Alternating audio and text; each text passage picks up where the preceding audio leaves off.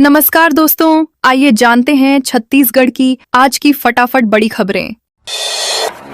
E20 petrol से engine खराब, doctor बोले लड़ाई लड़ेंगे। रायपुर के किडनी रोग विशेषज्ञ डॉक्टर प्रेमराज देवता की Maruti Suzuki grand Vitara strong hybrid car में 20 पेट्रोल भरवाने के बाद इंजन खराब होने का मामला चर्चा में है। उपभोक्ता आयोग ने कंपनी को 20 लाख रुपए लौटाने या नई कार देने का आदेश दिया है। डॉक्टर देवता का दावा है कि कार के टैंक से दही जैसी सफेद जेली निकली और कंपनी ने इंजन बदलने के लिए 5 लाख रुपए मांगे। पिछले 15 महीनों से कार शोरूम में खड़ी है, जबकि वे हर महीने 30,000 रुपए की EMI भर रहे हैं। उन्होंने कहा कि जरूरत पड़ने पर आगे भी कानूनी लड़ाई जारी रखेंगे। छत्तीसगढ़ में 48 घंटे भारी बारिश का अलर्ट। छत्तीसगढ़ में मानसून फिर सक्रिय हो गया है। बंगाल, झारखंड और ओडिशा में बने लो प्रेशर एरिया के कारण प्रदेश में लगातार नमी पहुंच रही है, जिससे कई जिलों में तेज बारिश हो रही है। मौसम विभाग ने अगले 48 घंटे तक मध्य और उत्तर छत्तीसगढ़ में भारी बारिश का अलर्ट जारी किया है। बिलासपुर में 20 साल बाद बाढ़ जैसे हालात बन गए हैं। नेशनल हाईवे 49 पर कई स्थानों पर 4 से 5 फीट पानी भरने से आवागमन प्रभावित हुआ है। तेज बहाव में एक बुजुर्ग महिला की मौत भी हो गई। सरकार के खिलाफ अविश्वास प्रस्ताव गिरा। छत्तीसगढ़ विधानसभा के मानसून सत्र के अंतिम दिन करीब 14 घंटे 30 मिनट तक चली चर्चा के बाद साय सरकार के खिलाफ कांग्रेस का अविश्वास प्रस्ताव ध्वनिमत से गिर गया। मुख्यमंत्री विष्णुदेव साय ने कहा कि यह प्रस्ताव सरकार नहीं बल्कि प्रदेश की जनता के जनादेश के खिलाफ है। उन्होंने दावा किया कि अगला विधानसभा चुनाव भी भाजपा जीतेगी और 70 से अधिक सीटें हासिल करेगी। मुख्यमंत्री ने कांग्रेस पर घोटालों, वादा खिलाफी और दिल्ली का ATM बनने का आरोप लगाते हुए अपनी सरकार की उपलब्धियां भी गिनाई। शराब घोटाले में कांग्रेस नेता रामगोपाल गिरफ्तार। छत्तीसगढ़ के कांग्रेस नेता रामगोपाल अग्रवाल की मुश्किलें बढ़ गई हैं। आर्थिक अपराध अन्वेषण ब्यूरो ने उन्हें रायपुर की विशेष अदालत में पेश किया, जहां कोल्लेवी घोटाले में उनकी पुलिस रिमांड 22 जुलाई तक बढ़ा दी गई। इसी दौरान UW ने उन्हें शराब घोटाले में भी गिरफ्तार कर लिया। कोर्ट से ओवरटाइम घोटाले में पूछताछ की अनुमति भी मिल गई है। जांच एजेंसी का दावा है कि शराब घोटाले से जुड़े 104 करोड़ रुपए कांग्रेस भवन तक पहुंचाए गए थे। मामले की जांच लगातार जारी है। बस्तर पुलिस ने पकड़ा 6 लाख का गांजा। बस्तर पुलिस ने मादक पदार्थों की तस्करी के खिलाफ कार्रवाई करते हुए 12 किलो 700 ग्राम गांजा जब्त कर 2 आरोपियों को गिरफ्तार किया है। जब्त गांजे की कीमत करीब 6.35 लाख रुपए बताई गई है। पुलिस के अनुसार दोनों आरोपी ओडिशा से गांजा लेकर उत्तर प्रदेश जा रहे थे। नगरनार थाना क्षेत्र के धनपुंजी फॉरेस्ट नाका के पास मुखबिर की सूचना पर घेराबंदी कर दोनों को पकड़ा गया। उनके पास मौजूद काले रंग के बैग से गांजा बरामद हुआ। पुलिस आरोपियों से पूछताछ कर तस्करी के नेटवर्क की जांच कर रही है। लंबित भुगतान को लेकर ठेकेदारों ने किया अर्धनग्न प्रदर्शन। छत्तीसगढ़ में लंबित भुगतान और निर्माण विभागों में कथित अनियमितताओं के विरोध में प्रदेश भर के ठेकेदारों ने नवा रायपुर में अर्धनग्न प्रदर्शन किया। छत्तीसगढ़ कॉन्ट्रैक्टर्स एसोसिएशन के बैनर तले आयोजित इस प्रदर्शन में बड़ी संख्या में ठेकेदार शामिल हुए। विधानसभा घेराव के लिए निकले प्रदर्शनकारियों को पुलिस ने विधानसभा से करीब 200 मीटर पहले बैरिकेडिंग कर रोक दिया। इसके बाद ठेकेदारों ने सरकार के खिलाफ नारेबाजी करते हुए अपनी मांगों को जल्द पूरा करने और लंबित भुगतान जारी करने की मांग उठाई। निश्चय कार्यक्रम से बदल रही महिला बंदियों की जिंदगी। रायपुर सेंट्रल जेल में निश्चय कार्यक्रम के तहत महिला बंदियों को आत्मनिर्भर बनाने के लिए अचार और मसाला निर्माण का प्रशिक्षण दिया जा रहा है। प्रशिक्षण पूरा होने के बाद बंदियों ने आम, नींबू, गाजर और लहसुन समेत कई प्रकार के अचार तैयार करना शुरू कर दिया है। इन उत्पादों की बिक्री से होने वाली आय का एक हिस्सा सीधे उनके बैंक खातों में जमा किया जाएगा। जेल प्रशासन के अनुसार 60 महिला बंदियों को प्रशिक्षण दिया गया है, जिसमें गुणवत्ता, स्वच्छता, पैकेजिंग और सुरक्षित भंडारण की भी जानकारी दी गई है।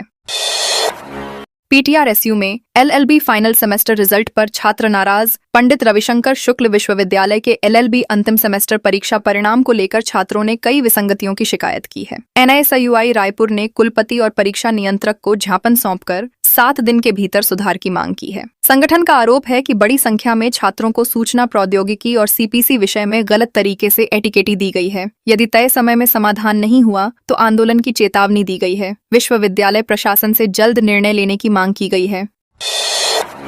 निश्चय कार्यक्रम से बदल रही महिला बंदियों की जिंदगी। रायपुर सेंट्रल जेल में महिला बंदियों को आत्मनिर्भर बनाने के उद्देश्य से शुरू किए गए निश्चय कार्यक्रम के तहत उन्हें अचार और मसाला निर्माण का व्यावसायिक प्रशिक्षण दिया जा रहा है। प्रशिक्षण पूरा होने के बाद महिला बंदियों ने जेल परिसर में ही आम, नींबू, गाजर और लहसुन सहित कई प्रकार के अचार तैयार करना शुरू कर दिया है। इन उत्पादों की बिक्री से होने वाली आय का एक हिस्सा सीधे उनके बैंक खातों में जमा किया जाएगा। जेल प्रशासन के अनुसार 60 महिला बंदियों को गुणवत्ता, स्वच्छता, पैकेजिंग और सुरक्षित भंडारण का भी प्रशिक्षण दिया गया है। कोरबा रथ यात्रा मेले में 8 फीट का अजगर। कोरबा जिले के दादर में आयोजित जगन्नाथ रथ यात्रा मेले के दौरान बिजली के तार पर करीब 8 फीट लंबा अजगर दिखाई देने से श्रद्धालुओं और दुकानदारों में अफरा तफरी मच गई। मेले में बड़ी संख्या में लोगों की मौजूदगी के कारण किसी बड़ी घटना की आशंका थी। सूचना मिलते ही वन विभाग की अधिकृत रेस्क्यू टीम मौके पर पहुंची। टीम ने सावधानी पूर्वक अजगर का सुरक्षित रेस्क्यू कर उसे जंगल में छोड़ दिया। समय रहते कार्रवाई होने से किसी भी प्रकार की जनहानि नहीं हुई और मेले का आयोजन सामान्य रूप से जारी रहा। राम मंदिर चढ़ावे में वित्तीय अनियमितता के आरोप। प्रदेश कांग्रेस कमेटी के नेताओं ने प्रेस वार्ता कर राम मंदिर में मिले चढ़ावे और कथित वित्तीय अनियमितताओं को लेकर भाजपा, आरएसएस और केंद्र सरकार पर सवाल उठाए। कांग्रेस नेताओं ने आरोप लगाया कि करोड़ों श्रद्धालुओं द्वारा मंदिर निर्माण और चढ़ावे के रूप में दी गई राशि का पूरा हिसाब सार्वजनिक किया जाना चाहिए। उनका कहना है कि भगवान राम के नाम पर एकत्र किए गए धन के उपयोग को लेकर लोगों के मन में सवाल हैं। उन्होंने मामले की निष्पक्ष जांच कर सच्चाई सामने लाने की मांग भी की। रायपुर में 19 जुलाई को सहायक कमांडेंट भर्ती परीक्षा संघ लोक सेवा आयोग द्वारा आयोजित केंद्रीय सशस्त्र पुलिस बल सहायक कमांडेंट भर्ती परीक्षा 19 जुलाई को रायपुर के 4 परीक्षा केंद्रों पर आयोजित होगी। परीक्षा 2 पालियों में होगी और इसमें कुल 1704 अभ्यर्थी शामिल होंगे। कलेक्टर डॉक्टर गौरव सिंह ने अधिकारियों के साथ तैयारियों की समीक्षा करते हुए पेयजल, बिजली, बैठने की व्यवस्था, सुरक्षा और अन्य आवश्यक सुविधाएं समय पर सुनिश्चित करने के निर्देश दिए हैं। उन्होंने कहा कि आयोग के सभी दिशा निर्देशों का सख्ती से पालन किया जाए ताकि परीक्षा शांतिपूर्ण ढंग से संपन्न हो। गौरेला पेंड्रा मरवाही में खनिज विभाग की बड़ी कार्रवाई। गौरेला पेंड्रा मरवाही जिले में खनिज विभाग ने अवैध खनिज परिवहन के खिलाफ बड़ी कार्रवाई करते हुए एक टिप्पर और 3 ट्रैक्टर जब्त किए हैं। कलेक्टर विजय दयाराम के निर्देश पर जिला खनिज उड़नदस्ता दल ने विभिन्न स्थानों पर कार्रवाई की। जब्त वाहनों में अवैध रेत, गिट्टी और मिट्टी मुरूम का परिवहन किया जा रहा था। अधिकारियों ने बताया कि खनिज नियमों का उल्लंघन करने वालों के खिलाफ सख्त कार्रवाई जारी रहेगी। सभी जब्त वाहनों के खिलाफ नियमानुसार प्रकरण दर्ज कर आगे की कानूनी प्रक्रिया शुरू कर दी गई है। धमतरी के ठेनही गांव में लगा सोलर प्लांट। धमतरी जिले का ठेनही गांव पीएम सूर्य घर मुफ्त बिजली योजना के तहत सामूहिक सोलर प्लांट स्थापित करने वाला पहला गांव बन गया है। यहां 71 परिवारों के लिए 142 किलोवाट क्षमता का सोलर प्लांट लगाया गया है, जिससे सभी परिवारों को स्वच्छ और मुफ्त बिजली उपलब्ध होगी। प्रत्येक परिवार के लिए 2-2 किलोवाट क्षमता के हिसाब से पंजीयन किया गया है। गांव से कुछ दूरी पर स्थापित यह प्लांट ग्रामीणों को सस्ती ऊर्जा उपलब्ध कराने के साथ पर्यावरण संरक्षण और अक्षय ऊर्जा को बढ़ावा देने की दिशा में महत्वपूर्ण पहल माना जा रहा है।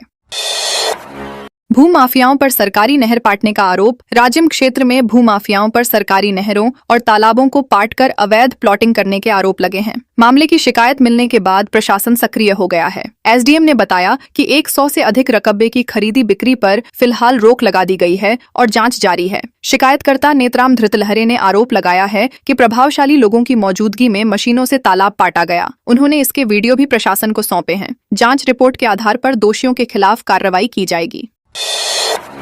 93 साल का रिकॉर्ड टूटा। 24 घंटे में 16 इंच बारिश। बिलासपुर में 24 घंटे के भीतर 415.6 मिमी यानी 16 इंच से अधिक बारिश दर्ज होने से 93 साल पुराना रिकॉर्ड टूट गया। भारी बारिश के कारण शहर के कई इलाके जलमग्न हो गए। सड़कों और कॉलोनियों में कमर तक पानी भर गया तथा लोगों को सुरक्षित निकालने के लिए मोटर बोट का सहारा लेना पड़ा। रेलवे ट्रैक, हाईवे और पुलों पर पानी भरने से यातायात प्रभावित रहा। कई ट्रांसफार्मर डूबने से बिजली आपूर्ति ठप हो गई। मौसम विभाग ने अगले 2 दिनों तक भारी बारिश की चेतावनी जारी की है, जिससे प्रशासन अलर्ट पर है।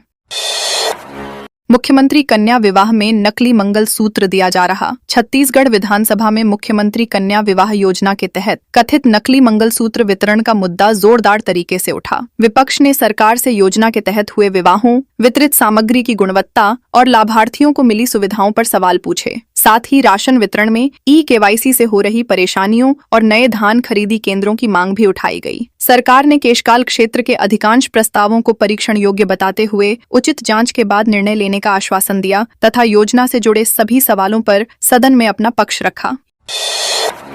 ईओडब्ल्यू का दावा, 5 करोड़ की अवैध संपत्ति। आर्थिक अपराध अन्वेषण ब्यूरो ने छत्तीसगढ़ राज्य बीज एवं कृषि विकास निगम के सेवानिवृत्त बीज प्रबंधक राजेंद्र सिंह क्षत्रिय को आय से अधिक संपत्ति के मामले में गिरफ्तार किया है। जांच एजेंसी के अनुसार उनकी वैध आय करीब 6 करोड़ रुपए थी, जबकि उन्होंने 11 करोड़ रुपए से अधिक की संपत्ति और निवेश किए। ईओडब्ल्यू का दावा है कि उन्होंने लगभग 5.28 करोड़ रुपए की अवैध संपत्ति अर्जित की, जो उनकी वैध आय से करीब 88% अधिक है। आरोपी को विशेष अदालत में पेश कर न्यायिक रिमांड पर जेल भेज दिया गया।